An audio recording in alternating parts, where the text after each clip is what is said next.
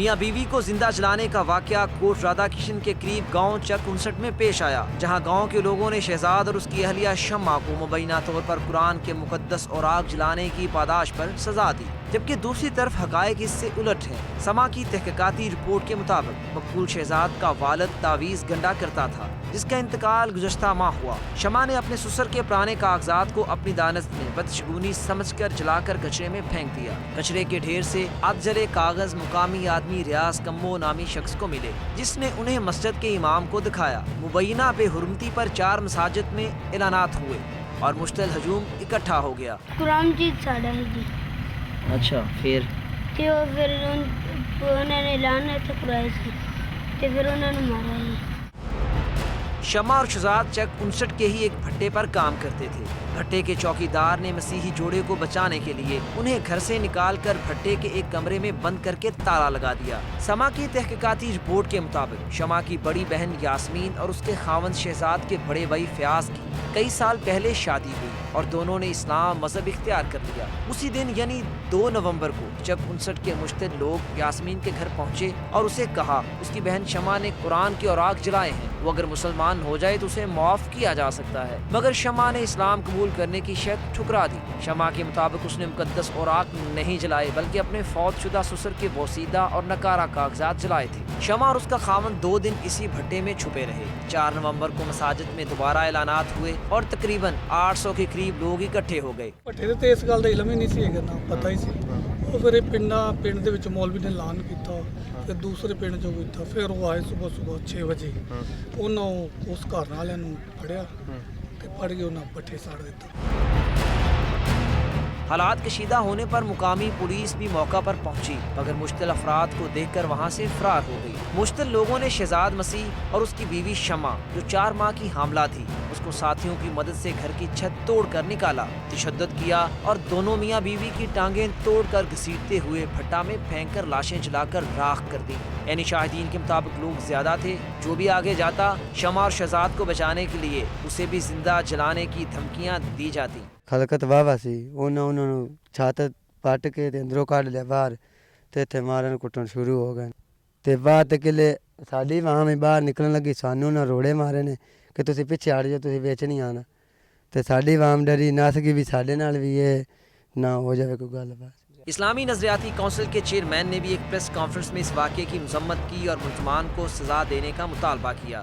کوٹ رادا کشن میں میاں بیوی کو جلائے جانے کے واقعے کی بھرپور مذمت کرتی ہے اور حکومت سے مطالبہ کرتی ہے کہ عدالتی کمیشن قائم کر کے 15 دن کے اندر اس کی رپورٹ منظر عام پر لائیں۔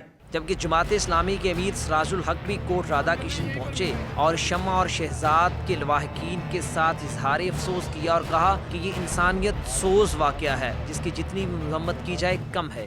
تو یہ کوئی وحشت اور بربریت کا زمانہ تو ہو سکتا ہے، ایک اسلامی اور جمہوری معاشرے کا یہ کلچر بالکل نہیں ہے۔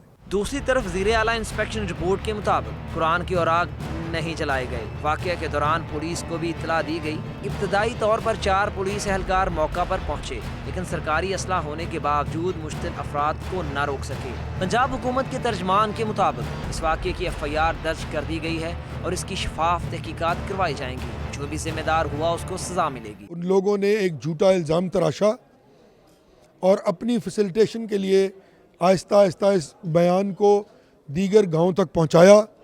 پھر ان مساجد سے جب اعلانات کروائے گئے تو باقاعدہ اس میں پارٹ پلے کیا۔ یہ تمام انویسٹیگیشن JIT کے ذریعے انشاءاللہ بہت جلد آپ کی خدمت میں پیش کر دی جائے گی۔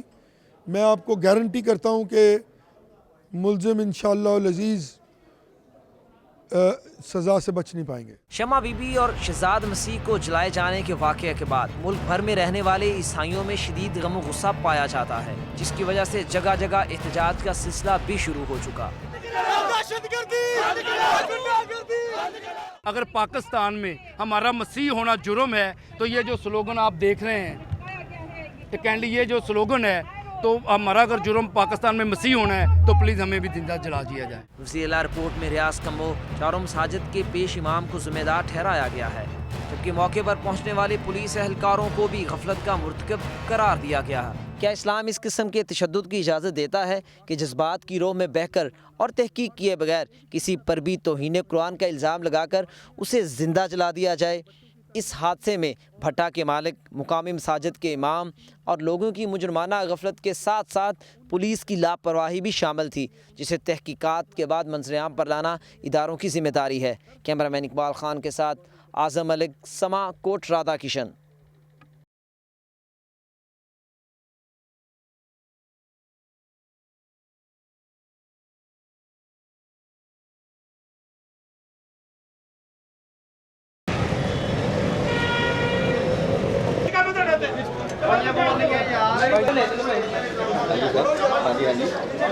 हाँ जी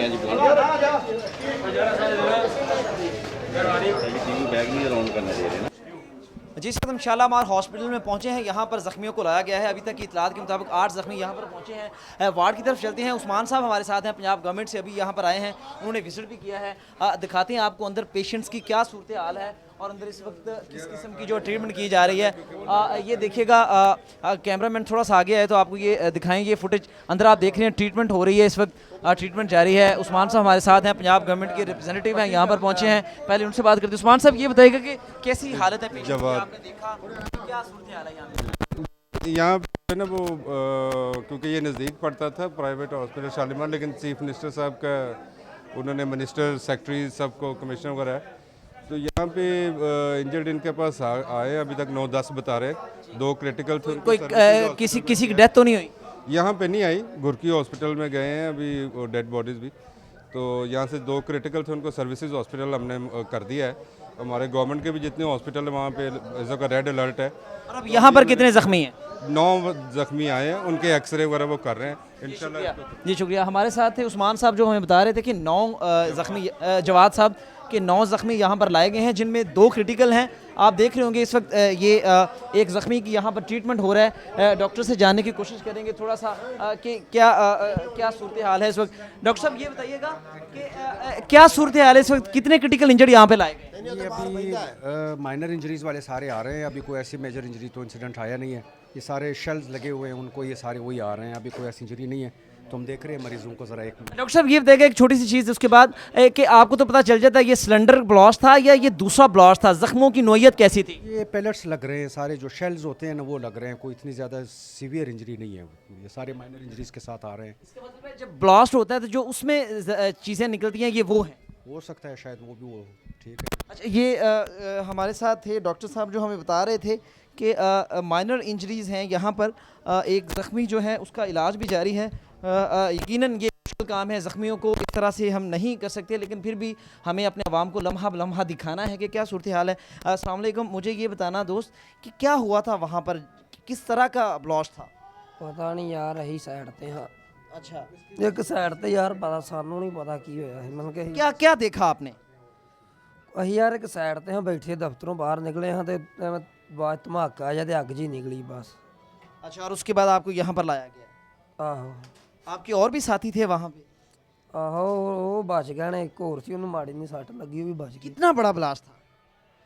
ये तो इन्ना हाँ वेख्या नहीं, लग गया नहीं। अं गए हटवे हाँ यार, अही यार हटवे हाँ। अच्छा, आप साइड पे थे? हाँ जी। चलें जी, अल्लाह आपको सेहत दे। जी, एक ज़ख्मी थे हमारे साथ जो हमें बता रहे थे, डॉक्टर ने बताया कि यहाँ पर माइनर इंजरीज़ वाले लोगों को लाया गया है।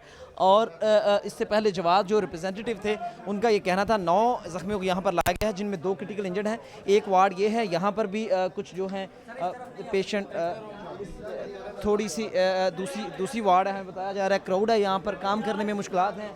हॉस्पिटल के अंदर यकीनी तौर पर बड़ी मुश्किल से इजाज़त लेके हम यहाँ पर पहुँचे। आप देख रहे होंगे कि यहाँ पर भी जो इलाज जारी है, उन क्रिटिकल इंजर्ड हैं जो यहाँ पर उनको इलाज किया जा रहा है। उनका डॉक्टर साहिबान है यहाँ पर, एक और ज़ख्मी है यहाँ पर। ये बताइएगा कि ये बताइएगा आपकी तबीयत कैसी है? हाँ जी, तबीयत बहुत ख़राब है।